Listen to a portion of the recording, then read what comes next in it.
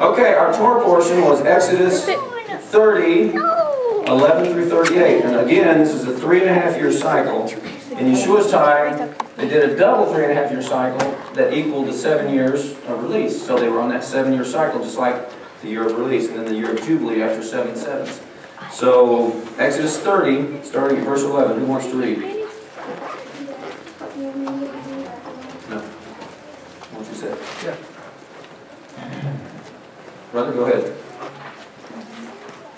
Adonai said to Moshe, when you take a census of the people of Israel and register them, each upon registration is to pay a ransom for his life to Adonai to avoid any breakout of plague among them during the time of the census. Everyone subject to the census is to pay an offering to Adonai half a shekel, 1/5 of an ounce of silver, by the standard of the sanctuary shekel. A shekel equals 20 gerdos. Everyone over 20 years of age who is subject to the census is to give this offering to Adonai.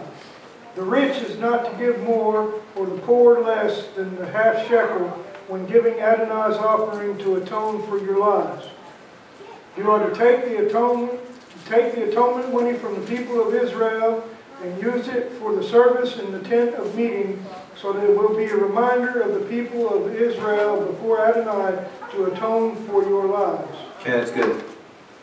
So, we've got the half shekel, which was a temple tax, basically. And it was basically paid yearly. Who remembers the story of Yeshua paying the temple tax? Brandon? I was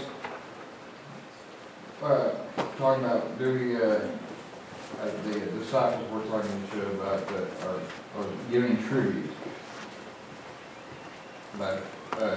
Actually, there was somebody that came up and asked the disciples, does your master pay the temple tax, basically? He got it from a fish's mouth. Right. That was it. He didn't actually have the money, but he told Peter, go out and catch a fish. Right. And the first fish that you catch, it'll have a coin in its mouth, and you go pay the tax for you and I. It was a shekel that was in the fish's mouth, and it was half shekel for Peter and half shekel for Yeshua. So he paid the temple tax. The Father provided it when he didn't have it, but that's exactly what that fish, the coin in his mouth, was all about. That was this temple tax it's talking about. Now, it's interesting because it says that it will make an atonement for you.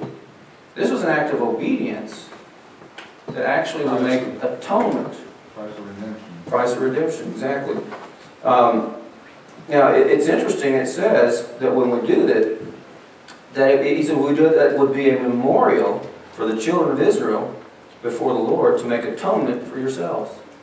It's something that's really special. It's an act of obedience that is really special to the Father. It's actually an act of memorial. It brings a memorial before Him to do this before Him. Now, who else remembers when there was mention of a memorial brought up before God? Anybody? I'll give you a clue. It's in Acts chapter 10.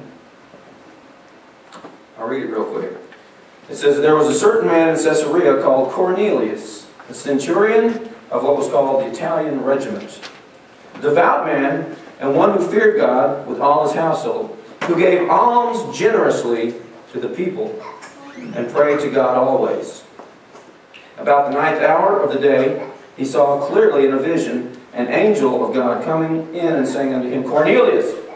And when he observed him, he was afraid and said, what is it, Lord? So he said to him, your prayers and your alms has come up for a memorial before God. Exactly like the half shekel. Now send men to Joppa and send for Simon, whose surname is Peter. He will be lodging at Simon the tanner's, whose house is by the sea, and he will tell you what you must do. So there is a special thing attached to giving of alms. This is above and beyond the tithe. The temple tax was not part of the tithe. Right. It was an offering the people were to bring. And when they did it, it made atonement for their souls, it said. And it actually brought a memorial before the Father for them. So this is something that He didn't tell us how often we had to do it. Right. They were doing it basically on a year cycle in Yeshua's time because there was a blessing with it, and that's why they were doing it. So as we do this, we'll receive a special blessing. Now, it's specifically in our Haftorah portion, we'll see it was actually used to repair the temple, to keep the temple in good repair. So there was a purpose for it. But there's a special blessing when we actually obey. All right, who else wants to read now? Starting at verse 17. Scott? So what?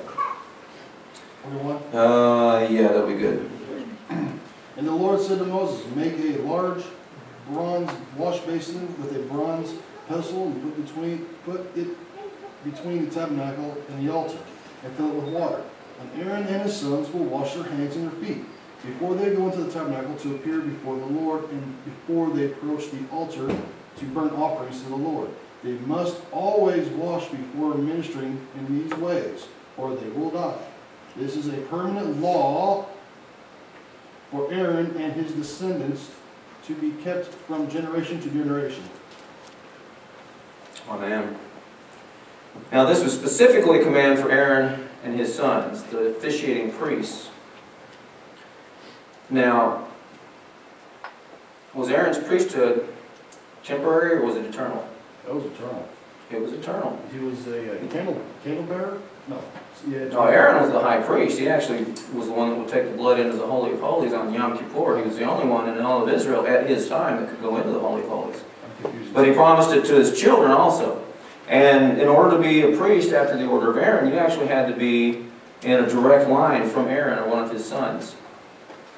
Now, Phinehas was his grandson, and Phinehas, if you remember, there was an Israelite man that took a Midianitish woman and went into the tent when God had forbidden the children of Israel to take wives of the pagans of the land, and he did it right in front of everybody. Phinehas rose up with righteous anger, went in there and stabbed them both through with a javelin. Cosby, I think. Cosby was her name, yeah. She was a princess of actually the Canaanites, I believe. Or was it the Midianite? Midianitish women. I think she was a Midianite. But she was a princess, and because of his zeal, because of upholding the Torah, God says, the priesthood will never depart from you. So Phinehas, that particular line, which I believe is where Zadok came through eventually, got an eternal priesthood. The second promise of this physical priesthood, which was patterned after the one in the heavenlies, the order of Melchizedek, which is also an eternal priesthood. And it's also later on prophesied that he would cleanse the Levites and restore the priesthood during the millennial reign. Mm-hmm. And I'm sure that the reason he has to restore the priesthood, the Aaronic priesthood, was because of his promise to Zadok, Pinchas, and later Zadok, because he had promised them that they would always be priests from their line. Yeah, and you can see that in the temple in Ezekiel chapter 40 to 44 mainly. But it's interesting, there's actually two different classes of Levites there. The sons of Zadok, who were faithful when King David went through his whole thing, and Zadok stayed with him. And then you've got the other Levites that ended up bowing to the pressure and following Adonijah or whatever else. Of course, making reference to the brass laver and washing of the hands and stuff there, it says here in John 13:10, says, you should say to them, who got those washed, needeth not say to wash his feet, but is clean every whit, and ye are clean, but not all. And it's talking About Judas. Yeah. Yeah. and So the washing the feet, when Yeshua stooped to wash the feet, that actually had to do with that representative of the cleansing.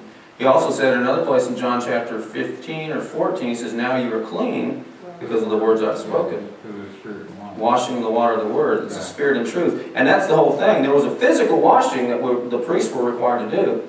And David talks about a man of clean hands and a pure heart. That's what it kind of represents, is you physically washing. And that's where the traditional washing in Judaism came from. It wasn't that there was anything wrong with it. But when the Pharisees started criticizing Yeshua's disciples because they didn't do it, that's when it became a problem, because it wasn't really commanded for anybody but Aaron and his sons. They had taken this additional holiness upon themselves and added this to the traditional Israelites, which you didn't have to do it.